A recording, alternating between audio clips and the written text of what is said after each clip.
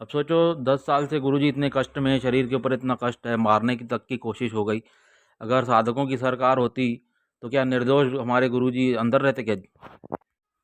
पहली बार 2014 में हमने वोट दिया, जिसे जिता करके लाए, उसी के राज में बापूजी को सजा भी हो गई। दो दो बार सजा हुई आजीवन। जिनके गुरुजी जेल में हैं, जिनके कारण हैं, उसी नेता का तुम लोग प्रचार करते हो। यदि भक्ति बनना है तो साक्षात्कार नहीं किए इतने सालों में। साक्षात्कार करेंगे तो भी बापूजी बाहर आ जाएंगे, और बाहरी रूप से निकालना चाहते हो तो अपनी सरकार बनाओ तो भी बापूजी बाहर आ जाएंगे। हरिओम।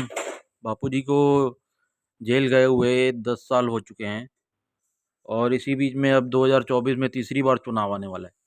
जब भी चुनाव आता है, साधक बस यही सोचता है किसको वोट दें, किसको वोट दें। वोट दे करके जिन नेताओं को जिता देते हैं, फिर उन 5 साल अपन फिर ज्ञापन देते रहते हैं कि बापूजी निर्दोष हैं, बापूजी निर्दोष हैं, उनको रिहा किया जाए। गुरुजी के सत्संग में हम सभी ने सुना है, गुरुजी ने कहा था बस 10-15 साल में हमारे साधक सरकार संभालेंगे। अब वो 10-15 साल कब आएंगे आपके? करना तो आप ही को पड़ेगा। इतनी छोटी सी चीज़ के लिए कहते हैं गुरुजी की आज्ञा देंगे तब होगा। तो कौन सा हमारे गुरुजी की आज्ञाएं लेके सब काम करते हो आप लोग? साधक अगर चुनाव जीत के आएगा तो लोगों का भला करेगा, सेवा करना तो साधक का काम ही है। अब सोचो 10 साल से गुरुजी इतने कष्ट में हैं, शरीर के ऊपर इतना कष्ट है, मारने की तक की कोशिश हो गई। अगर साधकों की सरकार होती तो क्या निर्दोष हमारे गुरुजी अंदर रहते क्या? क्या बापूजी को इतना कष्ट सहना पड़ता?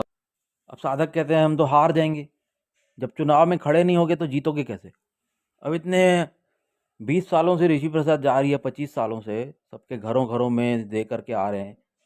वो लोग जा करके कहेंगे कि भाई हमारी पार्टी को वोट दे, तो कोई नहीं देगा क्या? बताओ। आसानी से यूं जीत जाएंगे, यूं चुटकी बजा के। और इतने करोड़ों साधक हैं, एक एक रुपये भी मिलाएंगे ना तो पूरे देश में हम लोग चुनाव में आराम से खड़े हो जाएंगे। अब 1 रुपये कम पड़ता है तो 5 रुपये मिलाओ, 10 रुपये मिलाओ।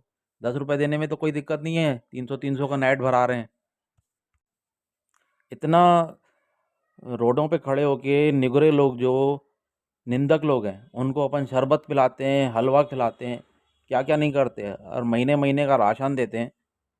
और ये गुरुजी को बाहर लाने, चुनाव लड़ने के लिए हमारे पास पैसा नहीं है क्या? बताओ।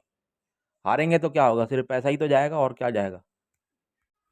पहली बार 2014 में हमने वोट दिया, जिसे जिता करके लाए, उसी के राज में बापूजी को सजा भी हो गई। दो दो बार सजा हुई आजीवन। अब सोचो, सजा तो जज ने दी, सजा जज ने दी तो कोई निर्दोष को सजा तो दे नहीं सकता। जिस पर केस बनता ही नहीं, केस शुरू में ही खारिज होना जाना चाहिए था, बेबुनियाद केस है, बोगस केस है, उस पे 10 साल तक जेल में है और 2 बार आजीवन सजा हो गई। तो ऐसा कोई जज तो है नहीं कि निर्दोष को दो दो बार आजीवन सजा दे देगा।